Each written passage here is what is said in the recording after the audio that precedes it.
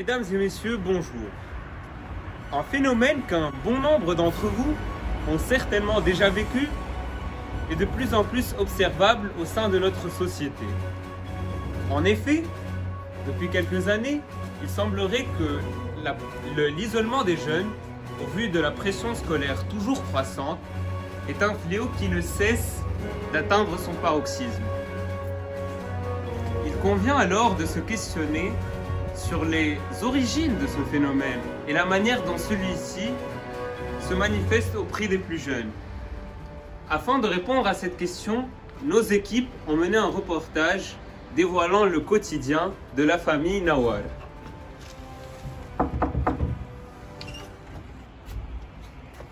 Bonjour, entrez.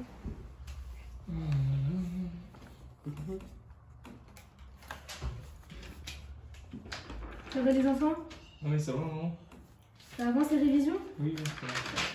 Je compte sur vous pour bien réviser les enfants, s'il vous plaît. Hein. Oui, Cet examen est extrêmement important pour votre avenir. Oui. Vous n'avez pas le droit à l'erreur. Oui. Ok.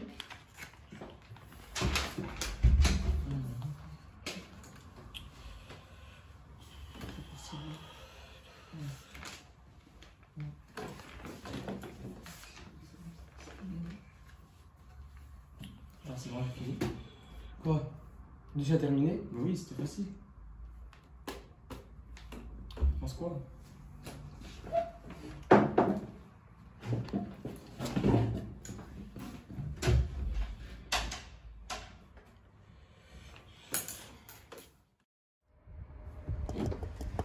Bonne chance, messieurs. Merci.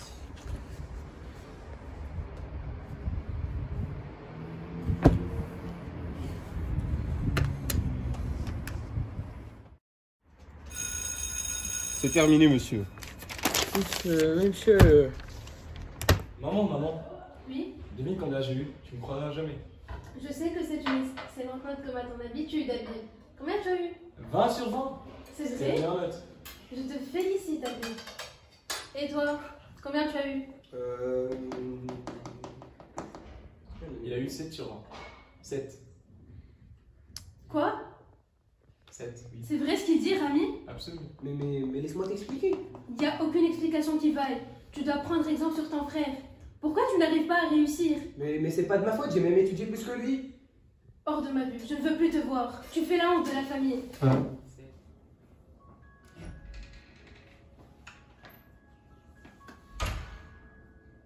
Donc tu n'as pas encore saisi l'importance de l'école, hein? Tu comprends pas que tu es obligé d'exceller? C'est toi qui comprends pas. J'ai beau étudier et encore étudier, c'est toujours la même chose. Je me déteste parce que je suis beaucoup trop nul et j'arriverai jamais à faire quelque chose. De toute façon, j'abandonne, je mettrai plus les pieds à l'école. Et qu'est-ce que tu comptes faire? Je ne veux plus sortir de la maison. Ainsi comme en témoigne l'exemple de Rami, la pression scolaire et les attentes générées par l'exigence familiale poussent de plus en plus de jeunes tant à abandonner leurs études qu'à se réclure de la société. Cela aboutit notamment à un phénomène que l'on appelle l'isolement social.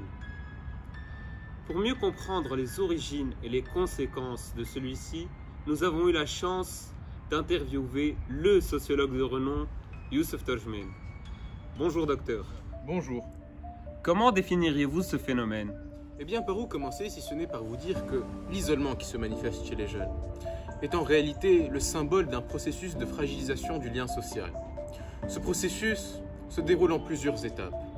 C'est-à-dire que l'enfant va perdre petit à petit, successivement, les liens qu'il partage avec les autres individus. Et cela va l'amener à se sentir exclu, rejeté d'une société à laquelle il ne pense plus appartenir.